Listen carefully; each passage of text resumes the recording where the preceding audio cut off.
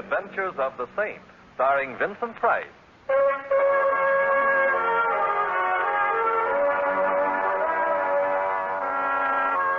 Saint, based on characters created by Leslie Charteris and known to millions from books, magazines, and motion pictures.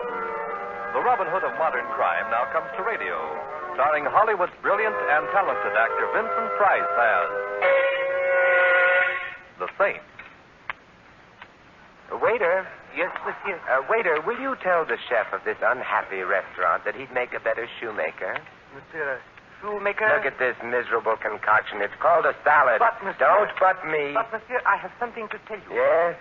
Someone is waiting for you at another table. Well, get back to him at once. Warn him against eating anything in this establishment. Tell him his life is in danger. Mr. Templer, there is something strange about the gentleman. I think he has a gun in his pocket. Aha. More severe critic of food than I am. Well, tell the chef he'd better flee for his life. Oh, do you wish to see him? The chef? No, he'll have to look out for himself. Not the chef, monsieur. The little man. He is little, isn't he? Yes, sir, but... Desperate air about it. Well, I'll go see him. How do you do? You wish to see me? Mr. Templer, my name is Potts. How do you do? I need help. I'm the senior partner of Potts & Carter, Jewelers Extraordinary. Extraordinary. Earlier this evening, Mr. Carter was killed. Oh, too bad. Mr. Templer, it wasn't an accident. Oh? He was murdered. Oh, I see. And the police are picking you for Queen of the May. And you want me to prove you didn't murder Carter? Oh, no, Mr. Templer. No? No. I want you to prove I did.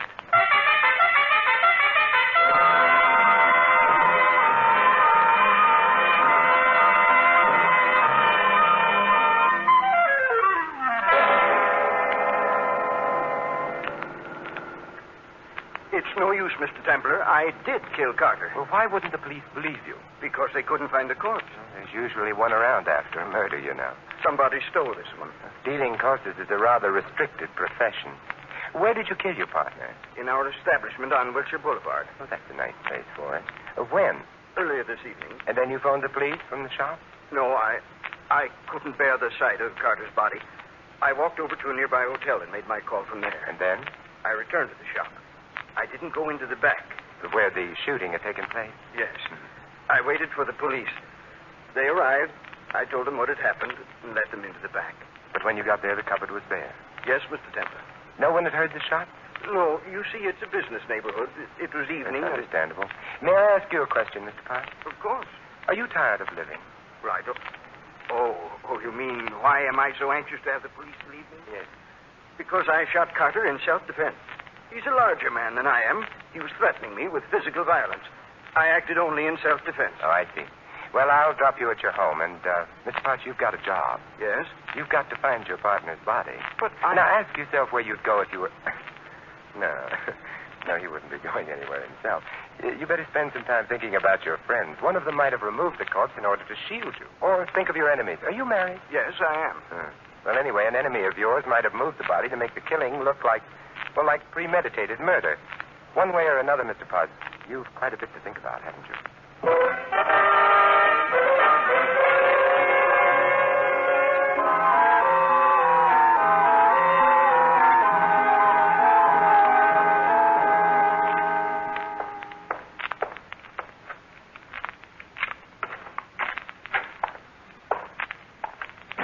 Mr. Templer? Well, my living room furniture is sprouting. Or are you, I'm Carter. Carter. Carter? Yes, Of Potts and Carter? of Potts & Carter. One of us is in a bad way. Either you're dead or I'm crazy. I can assure you I'm not dead. Oh, very well. I'll see a psychiatrist in the morning. Tonight I'm sleepy. What did Potts want with you? You've been haunting me, haven't you? I've been following Potts. What did he want? Oh, nothing really. He merely wanted to assure me that he'd killed you. He what? Killed you, shot you to amplify an already unbelievable remark. He said that? He must be insane. Well, eccentric, anyway. Mr. Carter, the situation is rather bizarre. A man confesses to a murder. The police do not believe him. He comes to me and asks me to prove him a murderer. I leave him and find myself confronting the man he claims to have murdered. It doesn't make sense. No, perhaps it's not intended to. What do you mean? I suggest you go to the police, identify yourself to them, and ask complete protection for yourself. I don't need any protection. Potts wouldn't harm a fly. Yeah, but you're not a fly. My dear fellow, the possibility of Potts really doing me harm is something I can't take seriously. Why not go to the police anyway? I couldn't without exposing Potts to ridicule, and... Your solicitude for your partner is rather touching, especially since he accused you of being a thief, of stealing from the firm, to be precise. He said that? Yes. Then I have something to think about. You've something to fear. Nonsense. No.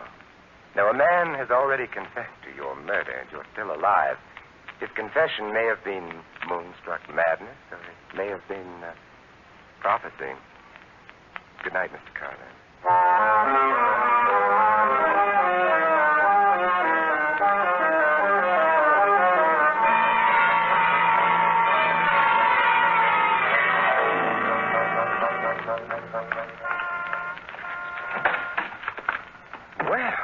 Hello. The cars they put out nowadays have rare and wonderful gadgets attached. Pardon me, but I'm trailing a fellow. Who? A man named Carter. Do you know him? Mm-hmm. Do I know you, or should I?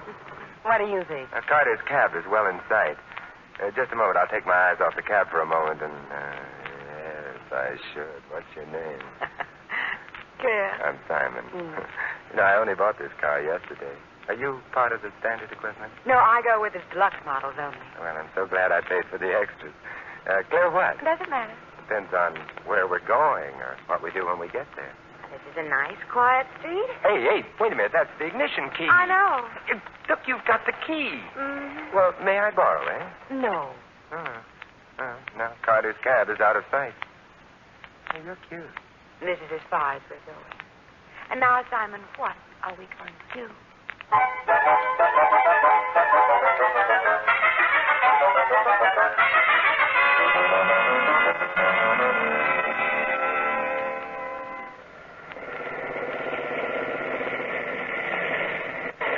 I beg your pardon. Oh, hello, officer. Now, this may be a residential neighborhood, but... It is? It is. But that doesn't mean you should play house here. Well, we weren't exactly playing house, officer. I was trying to persuade the lady to return my ignition key to me. Is that a fact? Lady, give him back his ignition key. All right, officer. Here you are, Simon. Well, thank you. Now, you take that ignition key and stick it in the lock. Uh-huh. That's right. Now you turn it. Oh, you're doing very nicely. Now you push the little button over there. This one? Yeah. Oh, charming. Now you shift the gear into first. You release the handbrake. Now, you're a bright boy. The next time you go out with a girl, make sure your ignition key isn't showing. Now step on the gas and get the heck out of here.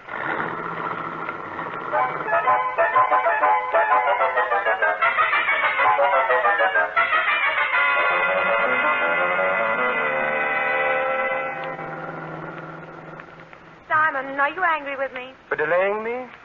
Not especially. Where are you taking me? To a jewelry store. Oh, you really shouldn't. You don't know me well enough. Which jewelry store, Simon? Potts and Carter. You know the place? I sure. My husband owns half of it. Oh. Potts or Carter? Pot. They must have a nice assortment of stones. What makes you think so? Potts doesn't bat in your league, baby. Not in his own merit. Well, I'm not so sure that's a compliment. Brood about it, huh? Because, he was arrived. Hey, there's a light in the back. Are you coming with me? No. Oh, why not? You think your hubby might be there? I'm brooding. All right. Just don't hatch anything.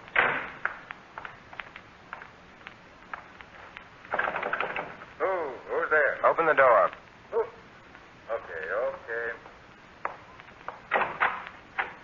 Templar. Now, how right you are, Mr. Carter. What do you want? Let's go inside. I said inside. Well, come in. But I know. You weren't expecting company. The house is a mess. what made you think I'd be I here? wasn't sure, but it was a possibility, so I came. Now that you're here, I'd like to take a look in that back room where the light is. where the light... And I rather suspect the vault. Templar, I don't have to stand for this. No, but I've got a feeling you're going to. Let's get on with it, shall we? I was checking stock. Well, let's both check. Wait a minute. You mightn't understand. Give me a chance to first, huh? I don't want you to come in Keep here. walking. All right. But... Well, you idiot, if you think that by putting the lights out you... Carter! Simon! Claire, heard the shots. I came up to Simon. Where? The light switch is near the back door. I got it. All quiet now. Simon, at your feet. Lying half across the doorway, Mr. Carter. His eyes are open. Simon, they're open. Dead. There's blood leaking out from under him. Let's take a look at the back room. Uh-huh. Yeah, back window leading to an alley. Not so much for that. Now, the vault's open. Simon, how can you worry about that when the man's I've dead? seen dead men before. The vault's empty. I don't care. Your husband might. The police certainly would. Well, I gotta go. Oh, but you can't leave me. You've got a job notifying the police. They wouldn't like it if you didn't. What are you going to do? Where do you live? Bell Tower Drive. What number? 39. All right. Dial operator asks for police headquarters. Tell them all. Me, I'm going to visit with a man who confessed to a murder before it was committed. Curious to see whether he's going to stick to that confession now that the murder is a murder.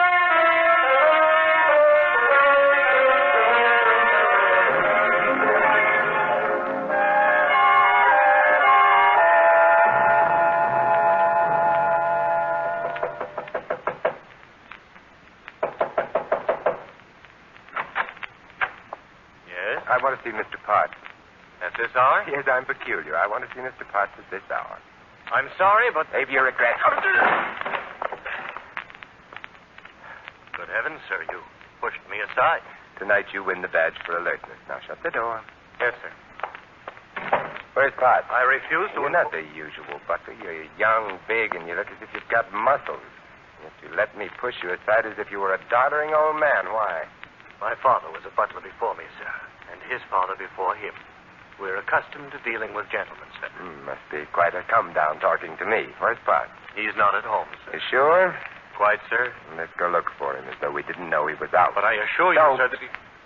Show me.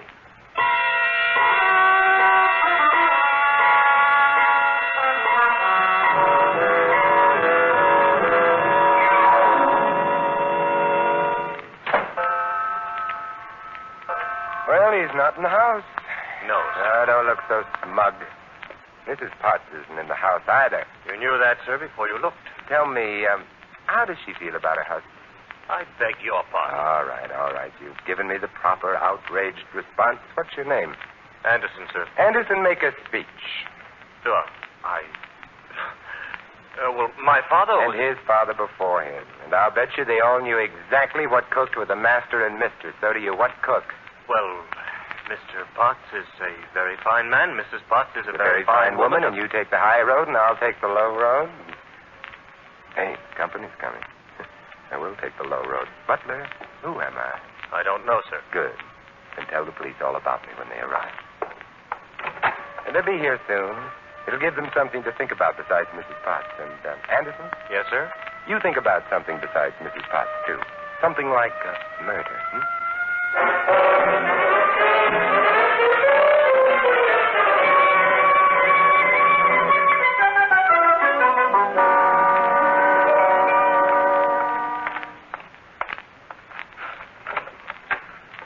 Good afternoon, sir. Oh, It's only Simon. hello, Simon. Business as usual here at Potts and Carter, Yes, usual enough, I suppose, with Carter lying in the morgue and my husband. Where? Nobody knows. Police looking for him? Yes. Warrant out for him? No, of course not. Then whom have they in mind for Carter's murder? A burglar. It's obvious what happened last night. Someone was burgling the vault. Carter surprised him. The burglar shot Carter. It's a theory with a great many pleasant aspects. It doesn't explain your husband's confession, though. Well, he was overworked. He was tired. I didn't know what he was saying. Police are afraid that maybe he's lost his mind or something. Yeah, I like that or something better. The theory doesn't explain your husband's accusations against Carter. Accusations of theft. Simon, I don't know anything about all this. Then why your act in the car last night? I was worried about my husband, about Carter. And then I've always wanted to meet you. Oh. Why? Well, it's not the kind of thing I can talk about coldly like this. Well, we must discuss it warmly. Some other time. Right now, what about Anderson, your butler? Anderson? I don't trust him. I know it's not done this year, mistrusting butlers, but I have a feeling he knows more than he should. More than he should about what? Why don't you find out? What? What could I? By discussing things with him warmly. I'm not so sure I like that. I'm not making friends today. Just influencing people. I can't imagine what Anderson would or wouldn't know. Stimulate your imagination by going out to the house now and working on him. You really think it's important? Very important. Now run along. Well, all right, but the shop... I'll lock up. You go on. Will I see you later? I'll be at home. Stirring up the furnace. Simon, you don't have to have a furnace. Be warm.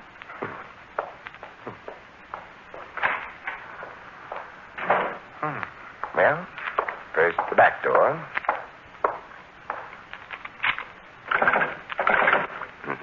Locked. And now the front door.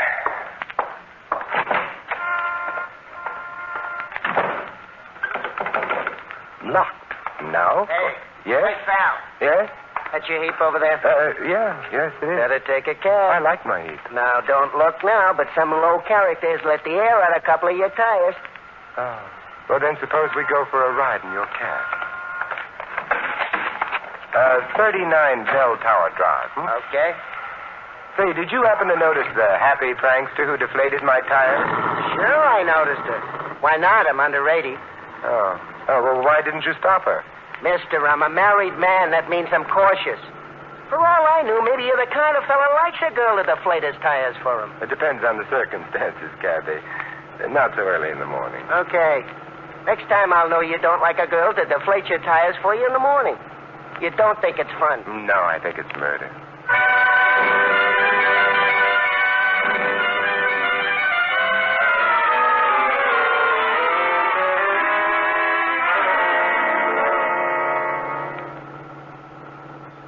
Bell Tower Drive up ahead. Okay, pull over here. Okay.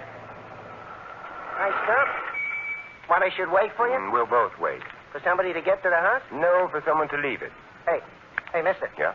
There's a guy leaving the house now, getting into a car. Good. Anderson, follow the car. Okay. Not too close, huh? Not too close. There he goes. Well, we go too. Hope he ain't going on no long trip. I ain't got too much gas in the tank. He's going on a very long trip, and yet I don't think he's going far. Huh? Space is relative, Cabby. Remember what Hamlet said? Well, I wasn't around at the time. I could be bounded by a nutshell, yet count myself king of infinite space. Oh, yeah, I remember it now. Were it not that I have bad dreams. Nice guy, Hamlet. I wonder, does Anderson have bad dreams?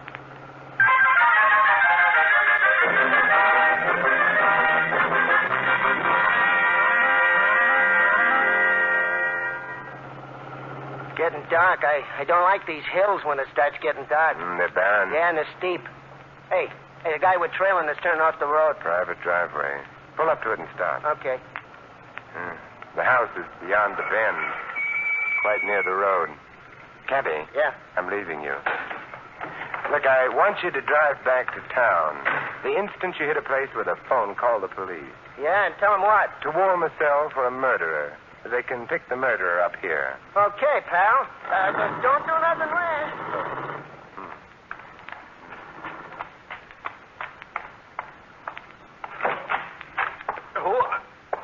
Oh, hello, Anderson.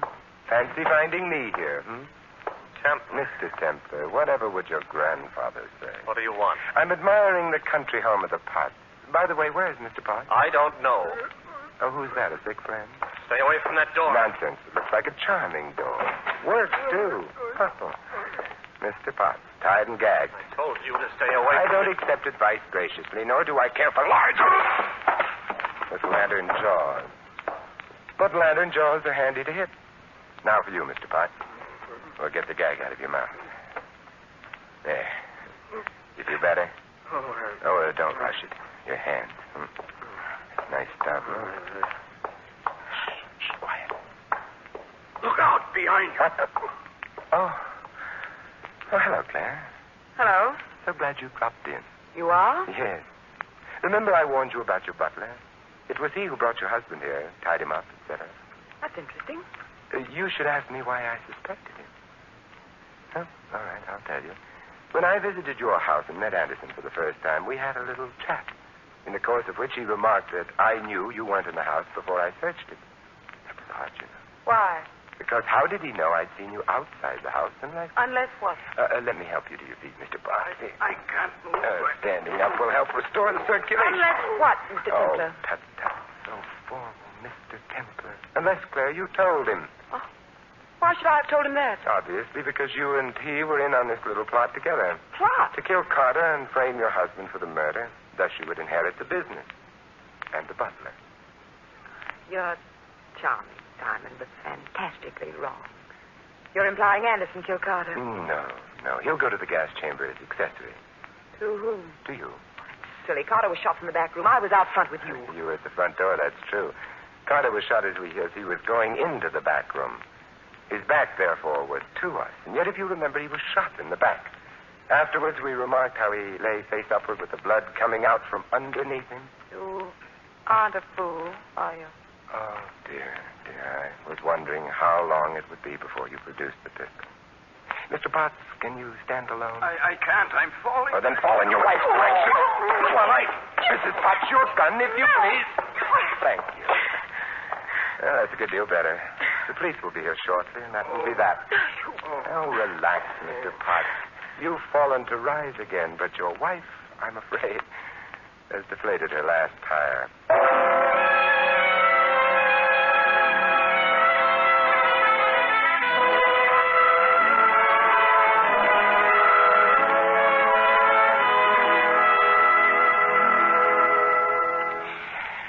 Here you are, Mr. Potts, in good health. Mr. Templar, how could I have killed Carter and not killed him? Simplicity itself, Mr. Potts. Your gun had been carefully loaded with blanks. Carter pretended to be dead. But why should he have done that? Your wife must have persuaded him that by doing that he would escape going to jail for theft. She'd have a hold over you. She's not a very nice woman, is she? No. With Carter murdered, she was preparing to have you disappear permanently. It would seem to the police that you'd killed Carter and fled to the country. I can't thank you. Don't bother. It was fun. But in the future, Mr. Potts, before you confess to murdering anyone, be sure you murder him.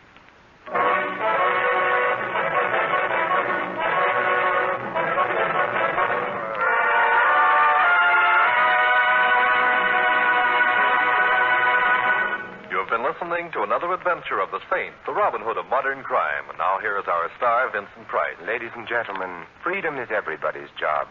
The Bill of Rights established our freedom and protects it. But freedom demands that each of us carry out our duties as a citizen. To vote in an informed way so that the best man is placed in public office, to serve on juries, to take an active interest in public issues. Remember, by making our form of government work better here, we strengthen democracy everywhere. This is Vincent Price inviting you to join us again next week at the same time for another exciting adventure of the Saint. Good night.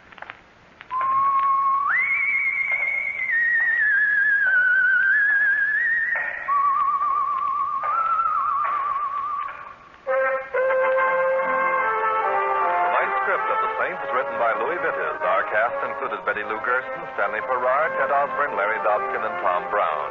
The music was composed and conducted by Harry Zimmerman. The Saint, based on characters created by Leslie Charteris, is a James L. Safier production and is directed by Thomas A. McAvity. Vincent Price is soon to be seen in Robert Lippard's production of The Baron of Arizona. All you Saint fans will be glad to know that the Saint comic books are on sale at all newsstands.